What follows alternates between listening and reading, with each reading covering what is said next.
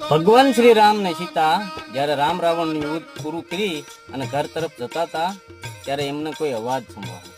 તો ભગવાન રામ આમ તેમ જોવા માંડ્યા. ત્યારે ભગવાનને ઉકરડામાંથી અવાજ આવ્યો કે ભગવાન આ બાજુ. લક્ષ્મણ મૂર્છાગત થયા અને સંજીવની જડીબુટી વાટીને જે કૂચા વધ્યા હતા એ ઉકરડામાં નાખ્યા હતા. એ કૂચાએ કીધું કે હે ભગવાન, માન્યું કે માણસ હોત તો એમે ભૂલી જાત, પણ તમે તો ભગવાન છો, કંઈક તો ઉપકાર કરો. ત્યારે ભગવાને ઈ કૂચાને વરદાન આપ્યું કે તમે હવેથી હું તમારા આગળથી નીકળી જાય છે અને ચા નકરો રહેશે અને જગતમાં પ્રખ્યાત થશો અને આખું જગત સવારમાં જાગી અને ચા પીશે પછી જ એમની મૂર્છા વળશે. આવું ભગવાન શ્રી રામે વરદાન આપ્યું કૂચાને. માટે આખી જગત જાગીને ચા પીવે છે અને ચાનો બહુ મહિમા છે. જય શ્રી કૃષ્ણ, જય દ્વારકાધીશ.